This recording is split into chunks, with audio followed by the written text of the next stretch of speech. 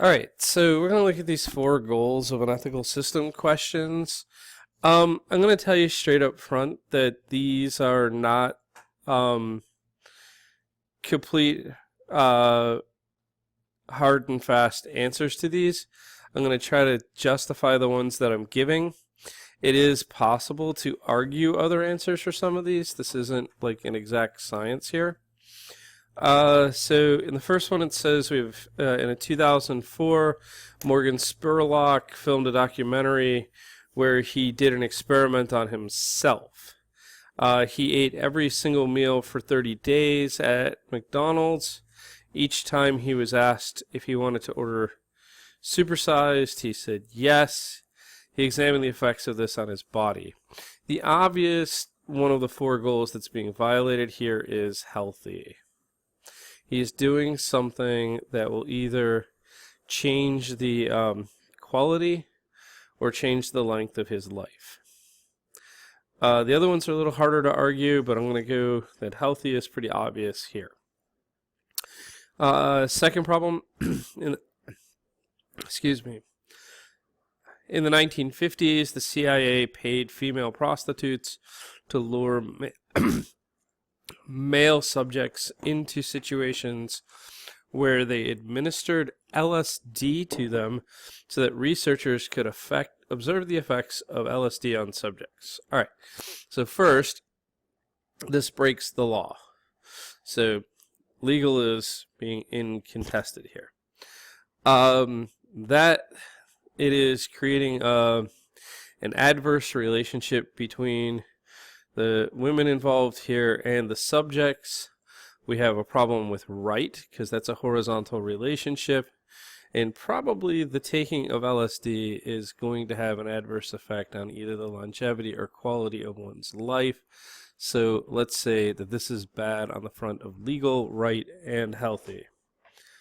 1968, students at elementary school were told that students who have blue eyes were academically superior to those who have brown eyes, so researchers could watch how students reacted.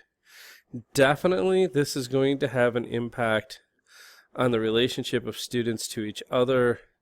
So the obvious one there is right. I'm not sure if there's anything else that comes out of that, obviously, but let's go with definitely right is being violated there. In 2016, an associate reporter at Fox News wore hijab for one day and documented how people would react to her.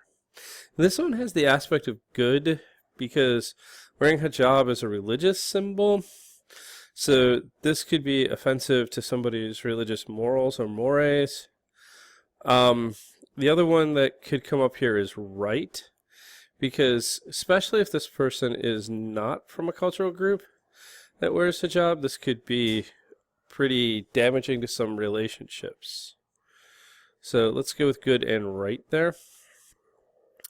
The fifth one, in 2007, an experimenter in Iowa had elementary school aged children play video games with cartoonish violence to see if it led to more aggressive behavior. Well, if they're trying to trigger aggressive behavior, that's definitely a problem with right, because that's about their horizontal relationships, and if that could also lead to some unhealthy realities, where it could alter their quality of life, or its longevity, or both. In the 1990s in Baltimore, the Kennedy Krieger Institute worked with local landlords to use different lead paint abatement techniques on homes known to have had lead paint. Some of these abatement techniques were known to be more effective than others. Kennedy Krieger examined the effects of lead consumption on children who lived in those homes that were treated by each of these abatement processes. Okay, healthy is the obvious one. We have kids in houses with lead paint that can have an effect on the longevity or quality of their life. There is an issue of good here. There's the idea that, there's an issue of right here. No, it's an issue of good. sorry, an issue of right. The issue of right. It's a horizontal thing that there's a responsibility of the landlord to inform their tenant. It breaks the bond between these two realities. And finally, this was actually ruled to be illegal. Our own Miss Brown, her husband Brian, was actually the lawyer who broke this case and won it and won its appeal right here in Baltimore, proving that what Kennedy Krieger did here was actually against the law. So healthy, right, and legal are the three that are being offended there. Number seven. In 2017, Stanford University performed a study where teenage students were deprived of sleep for 24 hours in order to monitor how that sleep would affect their ability to do daily tasks. It has a chance to risk health. It could have a detrimental effect, at least in the short term, on the quality of their life. Maybe in the longer term. Sleep's pretty important. 2009, a researcher proposed and had the proposal rejected to have two women, one of a healthy weight and one suffering from obesity, to use IVF and to have their embryos planted in the other woman in order to study the effects of development of the child during pregnancy on their health and after birth. All right, health of both the child and the mother are at risk here. The right relationship between child and mother is being offended, and on a certain level here, we can probably make an appeal to religion. So there's a potential for good being problematic here. Not sure about legal. I'd have to do some research on that one, so we're going to let that one hang.